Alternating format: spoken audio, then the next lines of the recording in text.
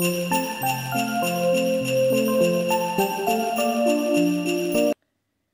festivités sont vraiment à nos portes. Alors on est à quelques jours de Noël et combien de clients que j'ai eu dans le dernier mois qui me disaient « Véro, je suis tellement stressée, Véro, à gérer mon taux de sucre et à gérer toutes les festivités qui s'en viennent.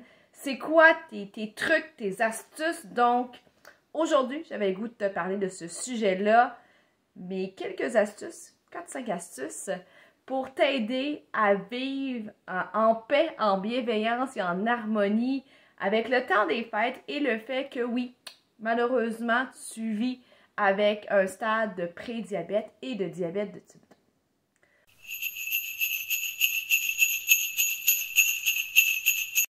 Mon nom, c'est Véronique Plante, je suis nutritionniste diététiste spécialisée en prévention et en traitement du diabète de type 2. Moi, ma mission, c'est de te donner le pouvoir, les compétences, les outils pour mieux comprendre l'impact de tes aliments, de tes choix alimentaires, de tes habitudes alimentaires sur ton bien-être. J'aime bien dire que je suis une promoteur en qualité de vie. Moi, ma mission, c'est que tu aies la meilleure qualité de vie malgré la maladie qui est le diabète de type 2. Donc, aujourd'hui, comme je te disais en intro, comment gérer son taux de sucre malgré tout ce qui peut arriver durant le temps des fêtes. Parce qu'on va se le dire, hein, durant le temps des fêtes, notre sommeil est perturbé. On a beaucoup de parties. Nos heures de repas sont pas les mêmes. Des fois, on va sauter des repas. Donc, c'est le kawa souvent qui va s'installer pour la gestion du taux de sucre. Donc, mon top 5 des stratégies pour t'aider à profiter du temps des fêtes malgré la présence de maladies. Numéro 1, saute pas de repas parce que le gros souper arrive dans quelques heures pour avoir de la place. Qu'est-ce qui va arriver? C'est que tu as des chances de vivre une hypoglycémie. On sait que plus on espace des repas, plus notre taux de sucre descend. Plus notre taux de sucre descend, plus je suis à risque de faire une hypoglycémie. Puis quand on est en hypoglycémie, on a vraiment faim, on a vraiment des rages de sucre.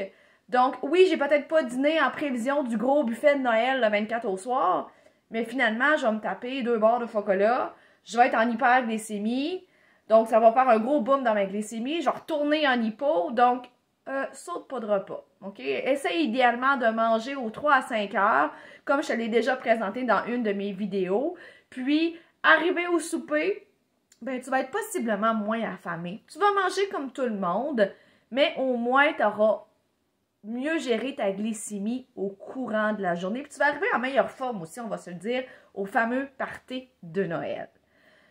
Deuxième stratégie, arrête de voir les interdits partout.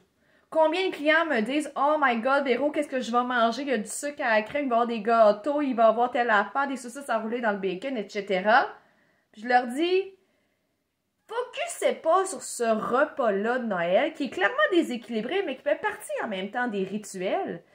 Mais focussez à la place sur ce que vous avez le pouvoir, c'est-à-dire votre faim réelle.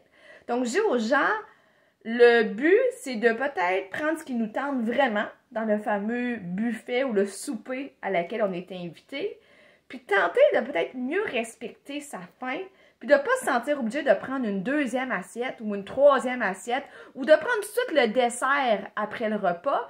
Fait que comme ça, mon taux de sucre va peut-être être moins dans les hauteurs et je vais me sentir un peu mieux. C'est ça qu'on veut. On veut passer une belle soirée finalement. Donc ça, c'est ma deuxième stratégie. Excuse-moi.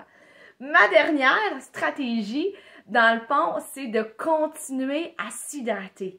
Mon Dieu, ça peut paraître super simple, mais combien de gens, en étant à la maison, on a un horaire du temps plus différent, on oublie de boire de l'eau. Et quand on est déshydraté, ben, la déshydratation fait que notre taux de sucre est plus concentré dans le sang, donc on va être en hyperglycémie.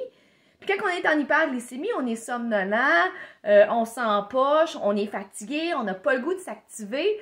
Donc, de continuer à boire de l'eau tout au long de la journée peut être une autre façon super simple, relativement simple, on va se le dire, pour mieux gérer le taux de sucre. Pour les 2 stratégies qui me restent, j'ai le goût de vous faire languir un petit peu pour le temps des fêtes et de vous faire une prochaine capsule pour pas vous bourrer la tête inutilement puis de choisir vos batailles aussi. Ça, c'est bien important pour moi durant cette période de l'année-là. Donc, on se reparle dans une prochaine capsule pour les 2 petits conseils qui me restent à vous donner.